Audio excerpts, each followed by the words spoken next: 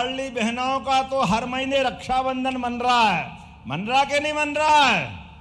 बोला हमारी सभी लाडली बहनों की। बहनों, आपको तो बधाई देना चाहूंगा। पूरे साल में सावन के महीने में एक बार रक्षाबंधन बनता था, लेकिन हमारी सरकार ने बहन बेटियों का मान सम्मान बढ़ाते हुए चुनाव के पहले से 1,000 रुपया महीना लाडली बहनों को चालू किया। ये कांग्रेसी उसी समय से कह रहे थे कहां से लाओगे, सरकार कंगाल है, पैसे नहीं है, इनकी हालत खराब है। अरे मित्रों, केवल एक आंकड़ा बताता हूं, 55 साल सरकार चली और कांग्रेस के लिए, कांग्रेस का बजट, दिग्विजय सिंह आखिरी मुख्यमंत्री थे तो केवल 23,000 करोड़ का बजट था। कितना था बोल के बताओ, कितना था?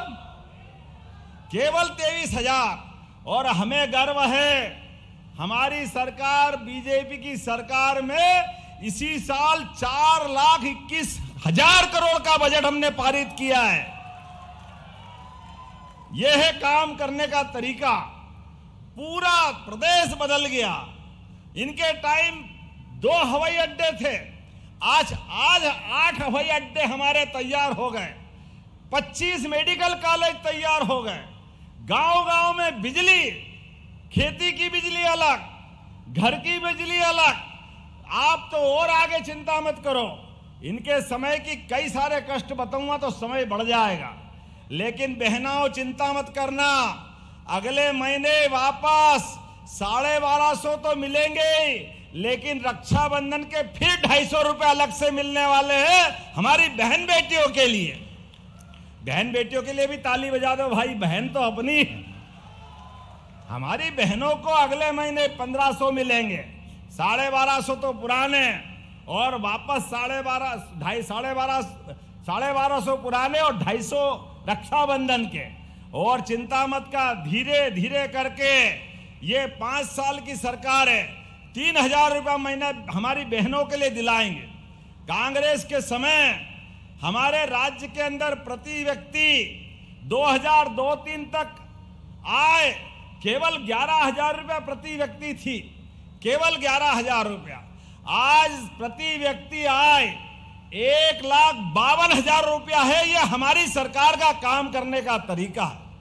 युवाओं को औद्योगिकरण के आधार पर, आपसे अच्छा कौन जानता है, ये मंडीदीप, ये भोपाल का औद्योगिकरण और मेट्रोपॉलिटन सिटी भी आ रही है, रायसेन, विदिशा, भोपाल, सीहोर, ये पूरा क्षेत्र चमन होने वाला। जोरदार अभिनंदन करो अपने क्षेत्र के लिए। आपसे हाथ जोड़ के निवेदन है, अपने बाल बच्चों को पढ़ाओ लिखाओ, आगे बढ़ाओ। जरूरत पड़े तो हम सरकार से मदद करेंगे, लेकिन अपनी जमीन बचाना, जमीन मत बेचना। आने वाला समय हमारे किसानों का है, किसानों की जिंदगी बदलने वाली है। हमारे बाल बच्चों को पढ़ा लिखा करके आगे बढ़ाते हुए हमारा प्रदेश किसानों की समृद्धि के लिए काम कर रहा है। पंजाब और हरियाणा को पीछे छोड़ते हुए देश में नंबर 1 का राज्य अगर कोई बनेगा तो मध्य प्रदेश बनेगा, ये पक्की बात है, मध्य प्रदेश। और केवल खेती किसानी नहीं, खेती किसानी के साथ साथ किसान आधारित उद्योग भी आने वाले समय में हमारे किसान भाई बहन लगाए, उनको भी सब्सिडी हमारी सरकार के माध्यम से मिलेगी।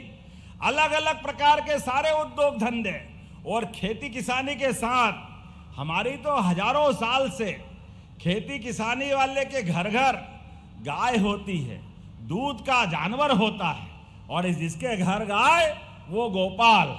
योजनाओं से जुड़ी बेहतर जानकारी के लिए हमारे चैनल फार्मर डीडी को अभी सब्सक्राइब करें और वीडियो में सुने कि सीएम मोहन यादव जी ने क्या क्या घोषणाएं की लाडली बहन योजना और तमाम योजनाओं को लेकर के। 9% दूध होता है और आने वाले समय में ये दूध की राजधानी भी बनेगा। मध्य प्रदेश सबसे नंबर 1 पे जाएगा। जिन जिन माता बहनों के साथ स्वयं सहायता समूह हो, जिन भाई बहनों के घर में खेती बाड़ी है, आप भी अपनी गौशाला बनाओ। 25 से ज्यादा गाय अगर आप लाओगे तो 25% का अनुदान सब्सिडी सरकार आपको देने वाली है।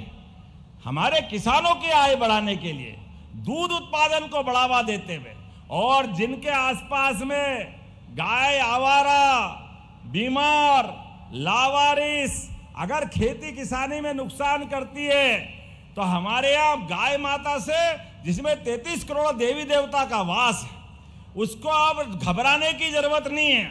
आप गौशाला चलाओ।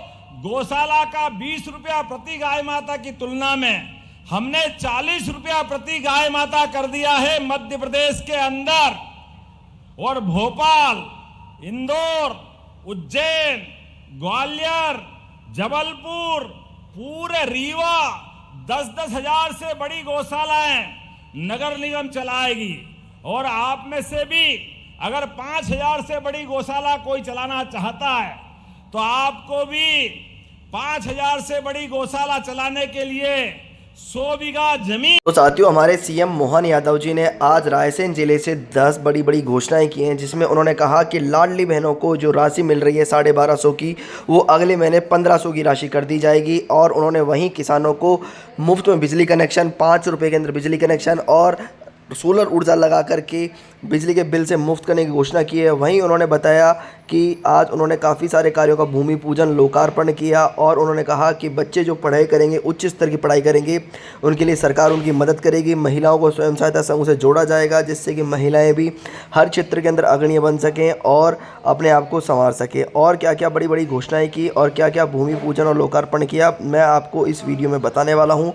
तो वीडियो को पूरा सुने और क्या क्या कहा वीडियो के माध्यम से जानते हैं हमारे सीएम मोहन यादव जी ने। इसी प्रकार से कोई बागवानी करना चाहता है, कोई साग सब्जी का उत्पादन करना चाहता है, अलग अलग किसान आधारित मेले हम लगाने वाले हैं, जहां सभी प्रकार के उन्नत बीज मिलेंगे, खेती के उपकरण मिलेंगे और सब प्रकार की खेती को अपनी धंधे बनाते हुए आमदनी बढ़ाने के लिए सभी प्रकार की सुविधा दिलाने का काम सरकार करेगी।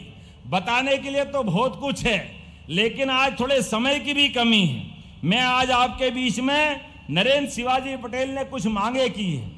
आपने कहा कि बरेली में स्टेडियम का निर्माण प्रारंभ किया जाए। करना चाहिए क्या? करना चाहिए क्या? तो जोर से बोलो। बिल्कुल किया जाता है। बरेली में स्टेडियम बनाया जाएगा। उदयपुरा विधानसभा के अंतर्गत बारना और जामगढ़ सिंचाई परियोजना का क्रियान्वयन किया जाए। अरे हमारी सरकार ने तय किया एक एक गांव तक हमारी सिंचाई की योजनाएं पहुंचेगी। जब इस संकल्प को लेके बढ़ रहे हैं तो ये उदयपुरा के जामगढ़ और बारना कैसे छूट सकते हैं, ये भी किया जाता है। जोरदार अभिनंदन करो आपके अपने किसानों की भलाई के लिए। आपने कहा बरेली नगर परिषद को नगर पालिका में जोड़ने की बात कही है। करना चाहिए क्या? नगर पालिका बनना चाहिए? जरा उधर पीछे वाले नहीं बोल रहे, बनना चाहिए? तो बनाने की घोषणा करता हूं। जोरदार अभिनंदन करो। हमारी अगली बार नगर परिषद, नगर पालिका बनकर तैयार होगी। जब हमने पशुपालन की बात की है, दूध उत्पादन की बात की है, तो ऐसे में आपने कहा कि वर्तमान में पशुपालन डेयरी विभाग के माध्यम से बरेली में जो पशु चिकित्सालय चालू हुआ, जिसका भवन 1956 में बना था, उसका भवन जर्जर हुआ है, तो दोबारा नया भवन बनाने के लिए आपने पैसे मांगे हैं। तो देना चाहिए कि नहीं देना चाहिए? आप नहीं बोल रहे हो, देना चाहिए कि नहीं? तो ताली वाली बजाओ। आपका भाई आया, निश्चित रूप से घोषणा करता हूं नया भवन बनाया जाएगा। आपने कहा धार्मिक स्थान छिंद माता, जामगढ़, बपोली, हनुमानगढ़ी के और मृगननाथ। अब हम तो अपनी सरकार तो भगवान के काम करने वाली सरकार है। मैं भी महाकाल की नगरी से आता हूं। बोले महाकाल महाराज की। जब महाकाल के महालोक से आनंद छा रहा चारों तरफ और भगवान अयोध्या में मुस्कुरा रहे हैं, हमारी माता सरयू के किनारे, तो बरेली के देवस्थान क्यों रह सकते हैं? मैं छिंद माता के हनुमान जी में भी दर्शन करने आया था। मुझे आनंद है इस बात का, हमारे सभी देवस्थान आकाश से ऊंचे शिखर के साथ बात करते हुए जहां हमारी भगवा लहराती है तो आनंद और मस्ती छा जाती है। ऐसे में इनकी कोई मांग कैसे ठुकरा सकते हैं? बोले छिन्न वाले हनुमान जी महाराज की। आप जो चाहोगे नरेंद्र भाई, आपके सारे देवस्थान धीरे धीरे करके एक के बाद एक चकाचक होंगे। एक निवेदन है, हनुमान जी के मंदिर में मैं कुश्ती संघ का भी अध्यक्ष हूं। हमारे बच्चे भी बलशाली होना चाहिए। होना चाहिए कि नहीं होना चाहिए?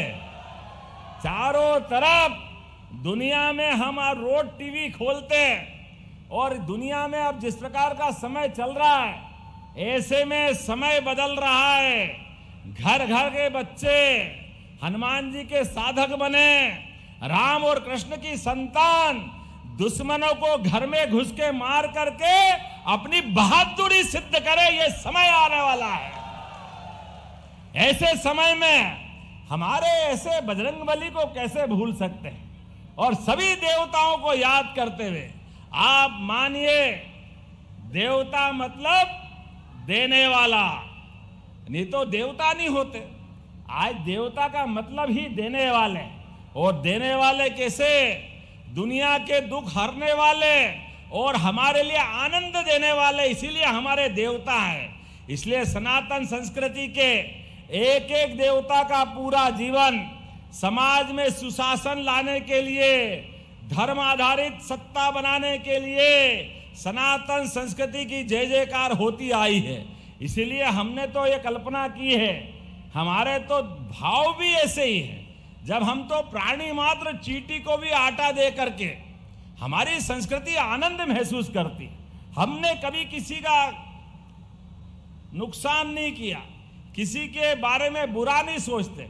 हम तो परमात्मा छोड़ो, पेड़ पौधे पहाड़ नदी झरने सब में प्राण देखते हैं। इतनी उदार संस्कृति है। तो अब तो हमने कहा हमारे देवता तो मुस्कुराएंगे ही, लेकिन गौरवशाली अतीत के पृष्ठों को हमारे अपने सारे स्थानों पे जगमगाते हुए दुनिया को धार्मिक पर्यटन का मध्य प्रदेश केंद्र भी बनाएंगे। निश्चित रूप से ये मांग भी पूरी की जाती है। जोरदार अभिनंदन करें इस बात के लिए। बोलने के लिए तो बहुत सारा मांगा है, लेकिन सब एक ही बार मत लो।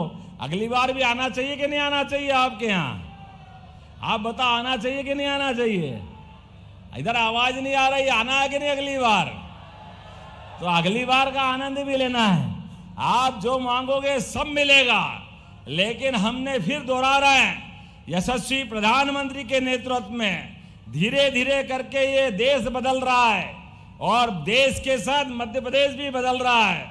आइए हम सब संकल्प करें विकास के मामले में। क्या महिला, क्या किसान, क्या युवा, क्या गरीब, सबकी जिंदगी बेहतर से बेहतर करने के लिए हम सबको एक साथ इकट्ठे आना पड़ेगा। और विकास के मामले में मोदी जी के साथ, मध्य प्रदेश सरकार के साथ चलना रहेगा। बोलो सब तैयार है? इधर आवाज आना, तैयार है? तो अपने स्थान पे खड़े हो जाओ, दोनों हाथ की मुट्ठी बांधो और सभी संकल्प करो। ये तिरंगे लहराते हुए देश के दुश्मनों तक आवाज पहुंचनी चाहिए कि विकास के मामले में माननीय मोदी जी के नेतृत्व में मध्य प्रदेश आगे बढ़ रहा है। हम और आप मिलकर के मध्य प्रदेश के अंदर 5 साल में पूरा तस्वीर बदलने का काम करेंगे। तो बोलो सब तैयार है? तो मेरे साथ बोलो, भारत माता की, भारत माता की, भारत माता की। बहुत बहुत धन्यवाद। भारत माता की। बहुत बहुत धन्यवाद यशस्वी मुख्यमंत्री अपने ओजस्वी और प्रेरणादायी अभिभाषण के लिए।